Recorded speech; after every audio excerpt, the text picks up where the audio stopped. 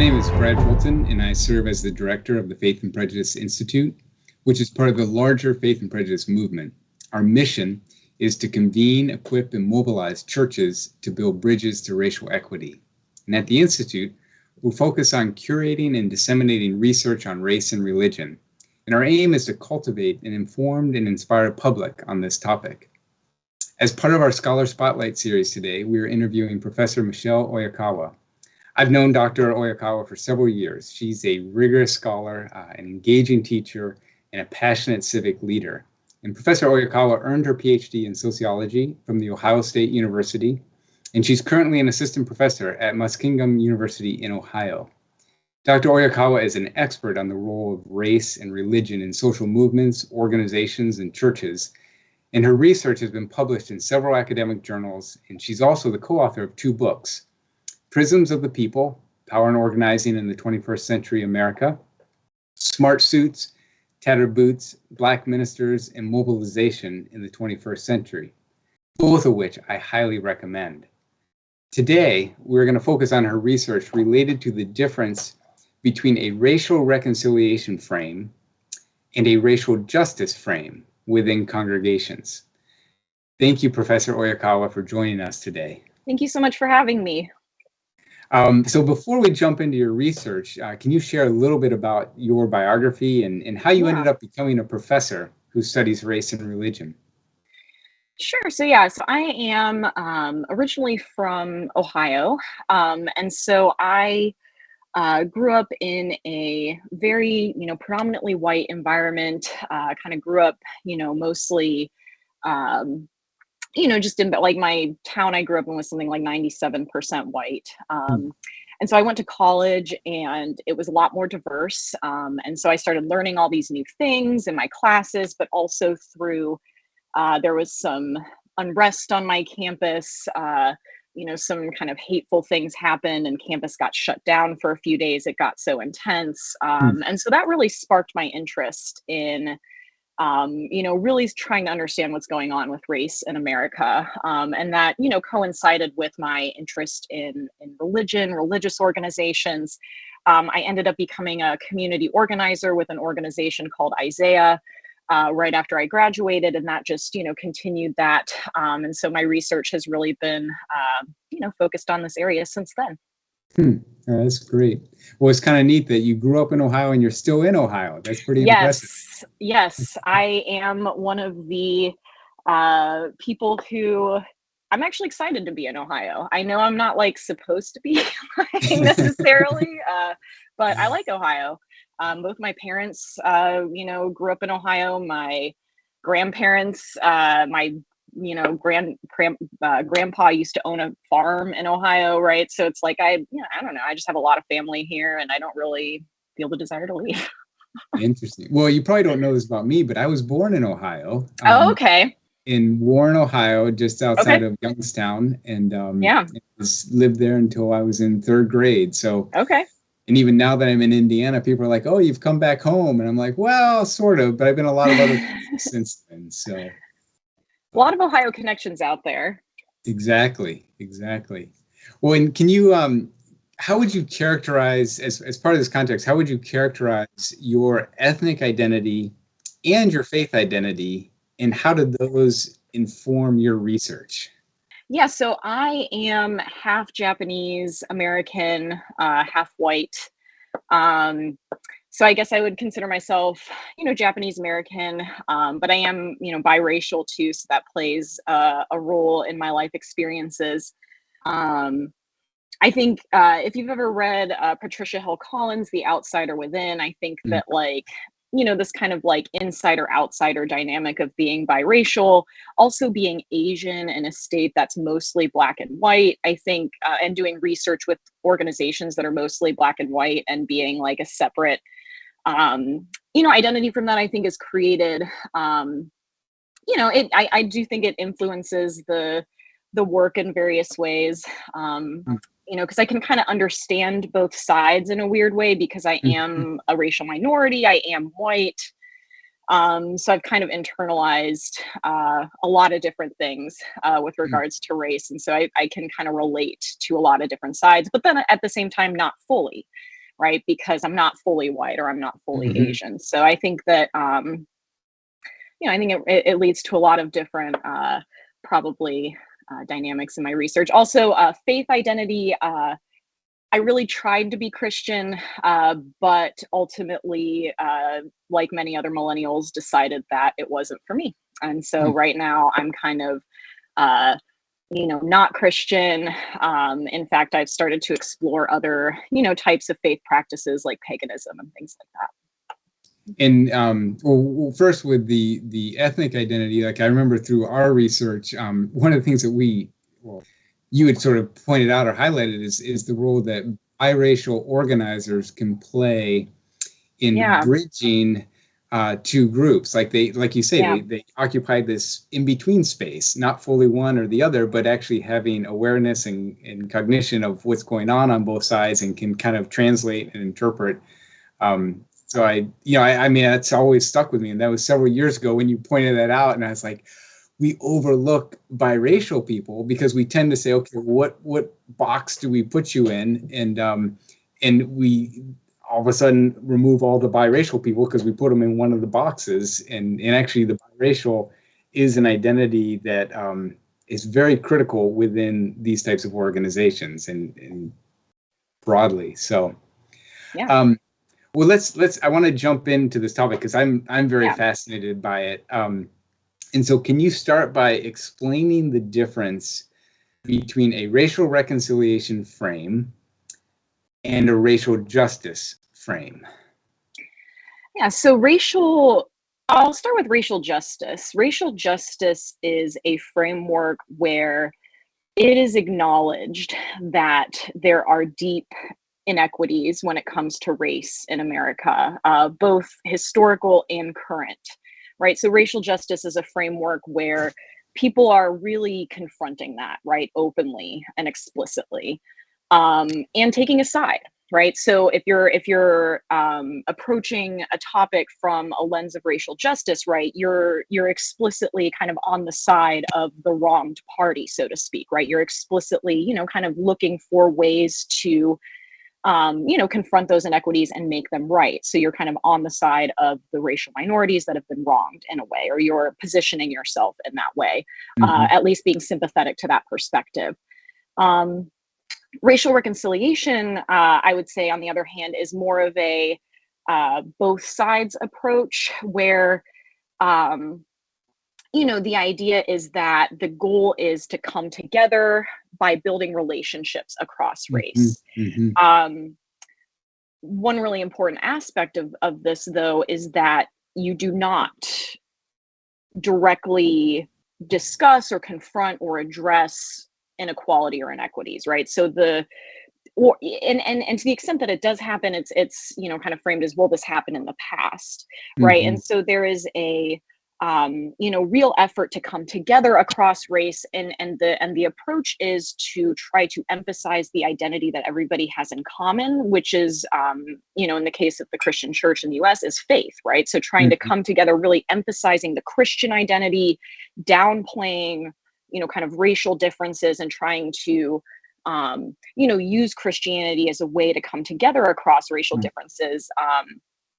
But in practice, part of what that means is not addressing or fully, reckoning with the realities of racial inequality in the United States. And so that in the churches that we were studying was creating some tension. And so that is part of how we were able to pick up on this. Sure. Hmm. So would racial reconciliation be a subset of a racial justice frame? Mm. I would say it's a separate thing. So Mm-hmm. the paper that I wrote, my first approach into the paper was, because I study social movements, I wanted to look at, are there social movements like frames that can be detected in these, what we were studying was multiracial congregations. And so I specifically focused on a subset of multiracial evangelical churches. And so basically what we found was that racial reconciliation was the dominant frame. Like it was what people were kind of expected to adhere to, right? We had been talking about in our conversation before the podcast, right? Things like the Promise Keepers, and there's just a real, push in a lot of evangelical churches to really focus on racial reconciliation. I'm sorry, I'm not sure if I answered your question. Yeah, no. Well, no, you definitely did. And maybe what would be helpful is to explain what a frame is. Like, because maybe it's an insider term, but it has a lot of utility if people understand it.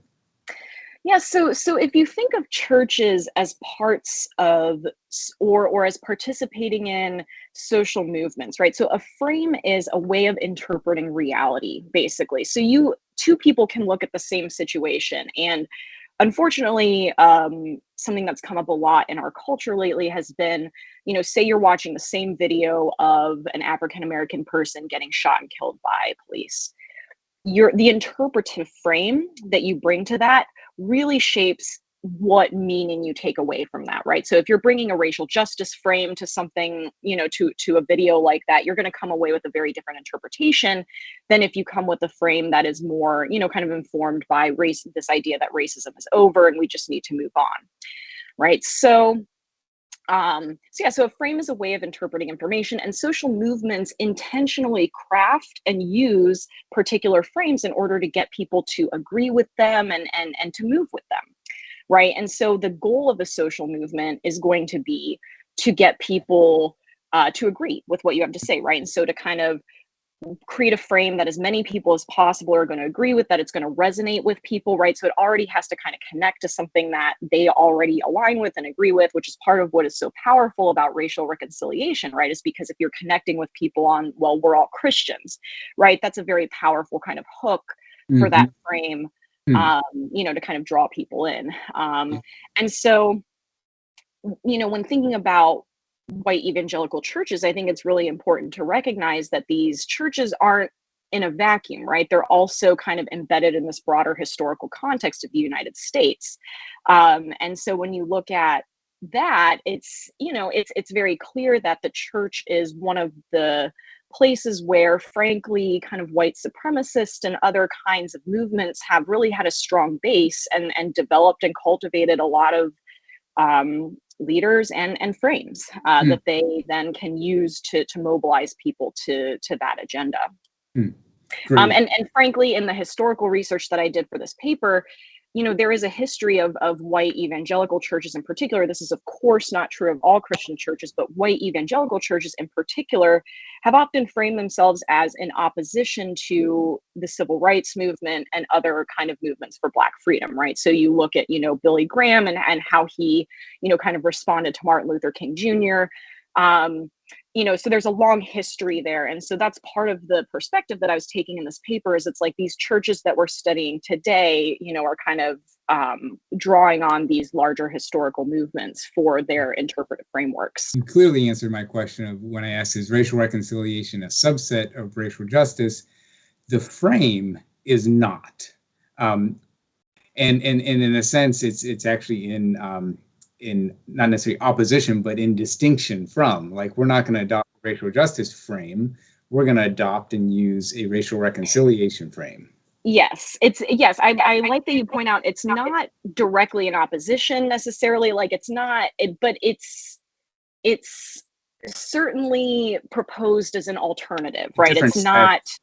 Yes, it's proposed as a this is how we're going to address this issue as opposed to racial justice way of looking at things.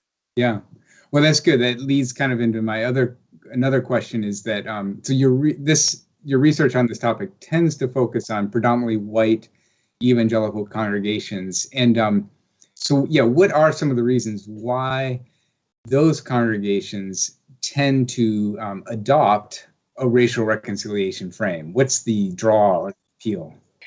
Yeah, so one thing I'll say is that so a lot of the congregations we studied are predominantly white. So I'll just say a little bit about the project that this paper came from. So this is a part of a project called the Religious Leadership and Diversity Project, run by Corey Edwards at Ohio State.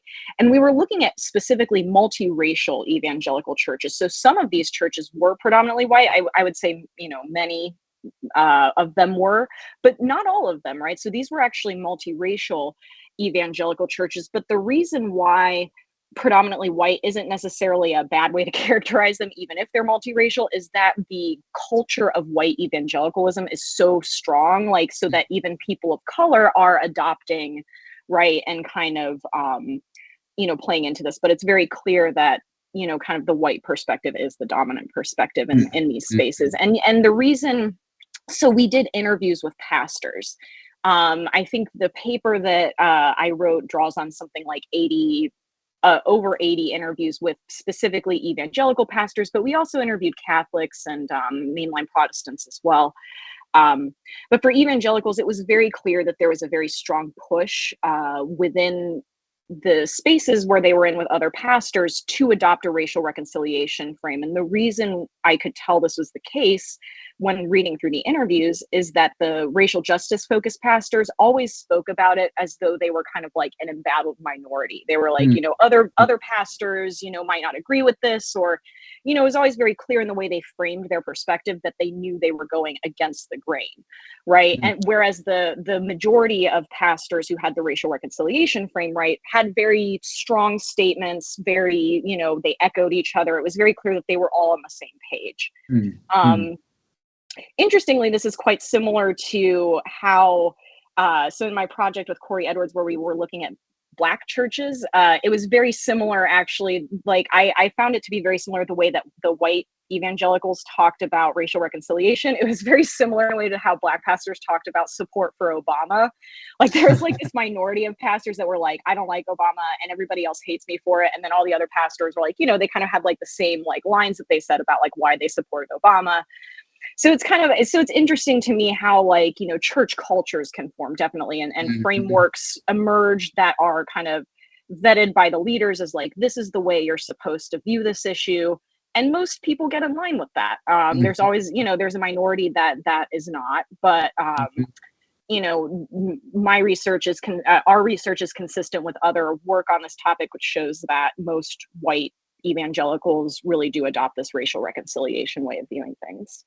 A pastor of a white congregation, and they're engaging the topic of race. What's the appeal or the draw for the racial reconciliation frame? There's multiple frames, and they get to choose which frame they want to adopt. And why do they tend to adopt racial reconciliation, and why do they sort of resist maybe or the racial justice frame? Yeah. So several reasons. One, which I just talked about, is that the kind of culture and the leadership of it's not a denomination frame of evangelicals, but, the associations that they're a part of and their peer networks, right? So adopting racial justice is pushing back against a lot of their peers, which is hard. Racial reconciliation also doesn't challenge white people as much. So it doesn't, call for any kind of material action. It doesn't, confront people with existing inequalities in a confrontational way. And so I think for pastors, that's a really attractive feature of racial reconciliation, right? Because if you are pushing for racial justice, one of the things that the pastors who did push for racial justice in our sample, they would experience pushback, and often from white congregants. And to be frank, because of racial inequality, those are the congregants who tend to have more resources, right? So there was a racial reconciliation pastor who got pushback from a Black congregant. And when he told the story, he basically was like, yeah, but I just told him that he was wrong, basically. Like, whereas I think, there's this dynamic where when a white congregant has an issue, just because of the way the power structure is, their complaints are, very much taken seriously. So that was at least, what I was hearing in the interviews, right? Is that, the racial justice focused pastors who were pushing that were getting pushback from the white congregants. And it was really, it was really kind of a struggle. In many cases, because frankly, white people aren't used to being challenged necessarily on these issues. And so there's definitely a learning curve that not everyone is willing to go through, right? So it's really easy for a white family to just be like, well, if I don't want to, confront this, I can just go to another church. Mm. And so if you're in that marketplace, right, there are some incentives, I think, to adopt the less politically aggressive. Sure. Because that's the thing. That one thing that the racial justice frame is very much labeled as political. In these spaces, whereas the racial reconciliation frame is kind of seen as like a more neutral way. But what gets lost in that is it's not neutral. It actually just is a different side of things. It's not. Yeah. Probably one of the most interesting and engaging parts of your article, and I'm going to set up the question, is you argue that a racial reconciliation frame can function as a suppressive frame. And I'd love it if you could explain what that means, because I think it taps into the potential downsides or the downsides of a racial reconciliation frame. The reason I characterize this as a suppressive frame is because, and this is, I was able to see this in part because of when we did the interviews. So we did these interviews with pastors in the summer and fall of 2014, which is when Ferguson was happening. So we were talking to pastors of multiracial churches exactly when racial tensions were starting to kind of really get highlighted in the media and just in people's lives. And so this is where you could start to see how this frame actually works, because racial justice was being advanced in society by the Black Lives Matter movement, by, at that time, it wasn't even fully called that. It was, but it was just emerging kind of racial justice frame. And so, the question for church leaders in a multiracial context is like, how am I going to respond to this, right? Because different people in their congregations were having very different perspectives on this. And so the racial justice frame kind of calls into question, like, what are you going to do about this, right? There's people are being killed by the police, and there's, some injustices going on. Like, how are we going to address this? Racial reconciliation is a way to address it without addressing it. So it's a way of talking about race, but without confronting or making any demands on white people in terms of addressing the racial injustices, right? So racial reconciliation is a way for people to kind of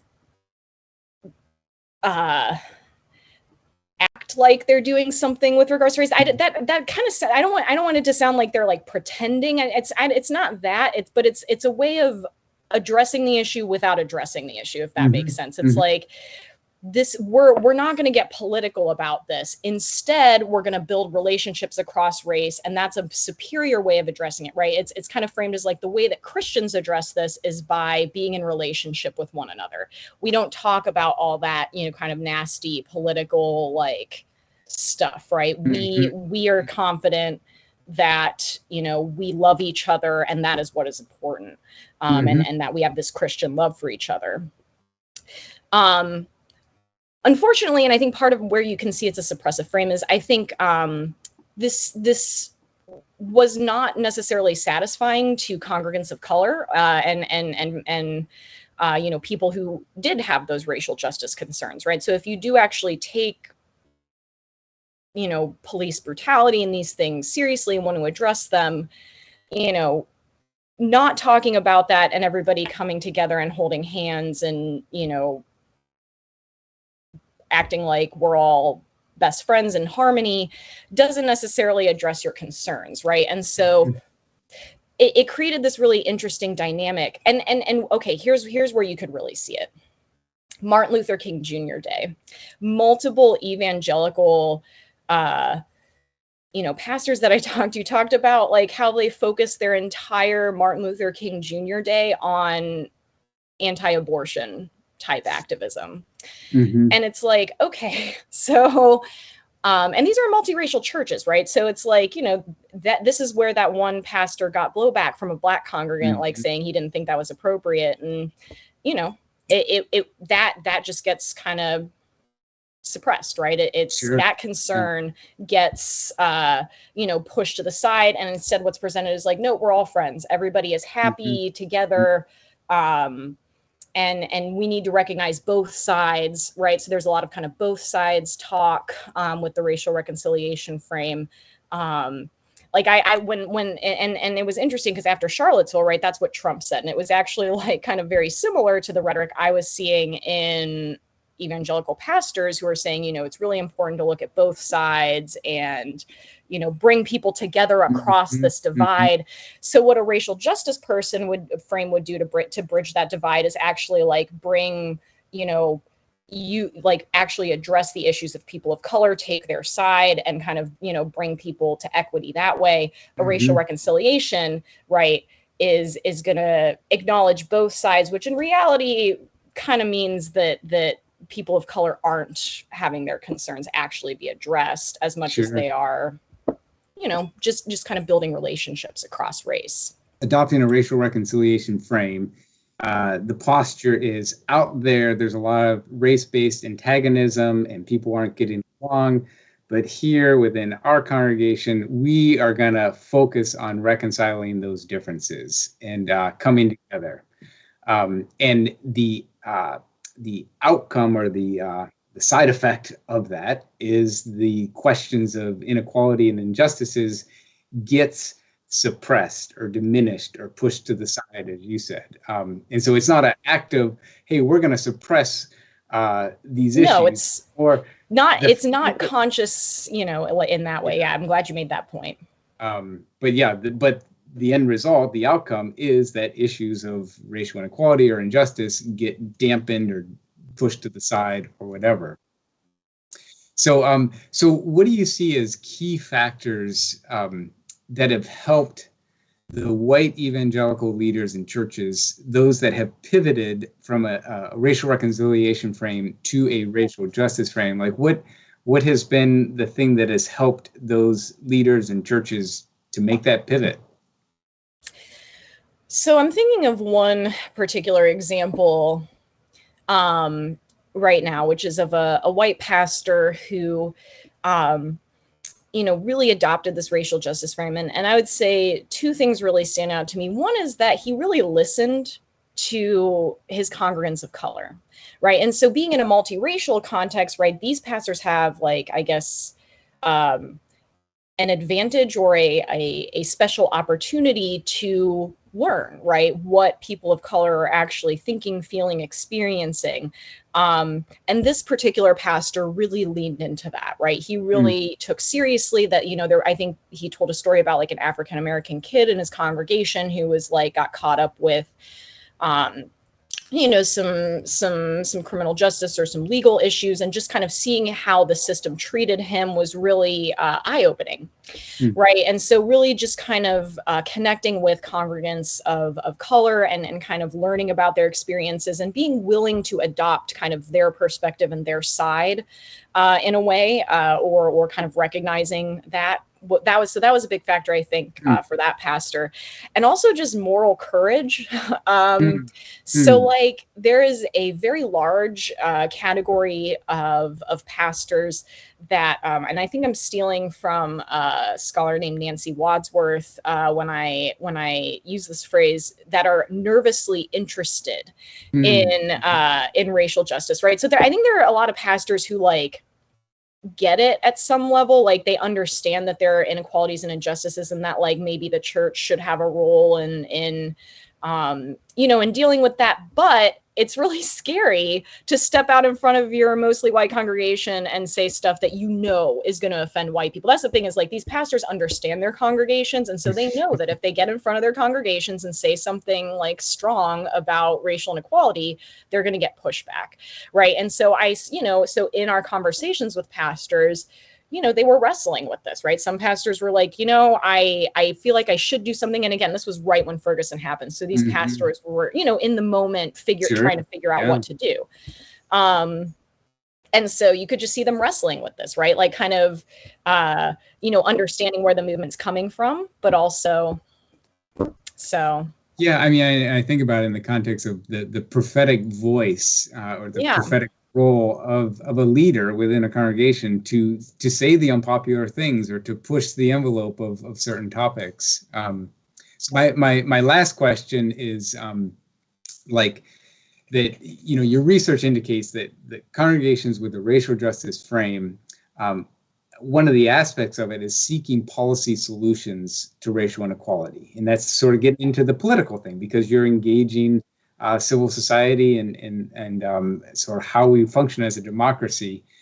Can you give some examples of policy solutions that congregations could embrace and become involved in supporting? Like, because that's, I think, a big blind spot of like, well, gosh, we don't do much of this. So what are some things that congregations can do in this space? So my answer to that is probably going to be more radical than a lot of